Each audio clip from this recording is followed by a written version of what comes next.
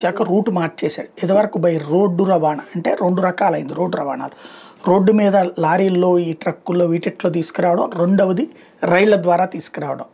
ఇది air transportation వచ్చి highly cost. ఎందుకని అది కింద 100 రూపాయలు అయితే అది 1000 రూపాయలు అవుతుంది. అది తక్కువే, బట్ అవి కూడా ఎక్స్పోర్ట్స్ ఎక్కువైనాయి.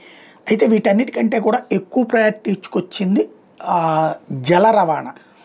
ఒకవేళ ఫర్ ఎగ్జాంపుల్ ముంబైలో సరుకుని విశాఖపట్నానికి తీసుకురావాలి, బై షిప్లోనే తీసుకొస్తున్నారు. బై రోడ్డు అయ్యే ఖర్చుతో పోల్చుకుంటే షిప్లో 40%తో అయిపోతుంది.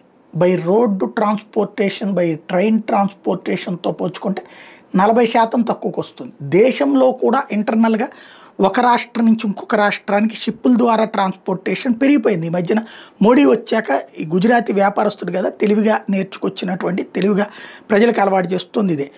దీంతో మనకి ఈ కంటైనర్ల కొరత ఏర్పడుతుంది. అంటే ఈ సరుకులు దాంట్లో దాస్తారు కదా, వాటికి సంబంధించినటువంటి కంటైనర్ల కొరత పెరుగుతుండేటప్పటికి అదేమో విదేశాల్లో తయారు చేస్తుంటారు, రష్యా వాడి తయారీ, ఉక్రెయిన్ తయారీ, ఇవన్నీ ఇప్పుడు వాళ్ళు యుద్ధంలో ఉండేటప్పటికి మనకి తక్కువ వస్తుంది. దాంతో మన సొంత తయారీ మీద మేడ్ ఇన్ ఇండియా కింద ప్రోత్సహిస్తే ఇప్పుడు దాని కింద రాబోతున్నాయి. అవాక్డ్రూపా ప్లాస్టోమెక్ ఫ్యాక్టరీ అనేటటువంటిది భావనగర్ గుజరాత్లో ఏర్పాటు చేశారు. అక్కడ ఈ కంటైనర్లు భారత్లో తయారు చేయబోతున్నారు.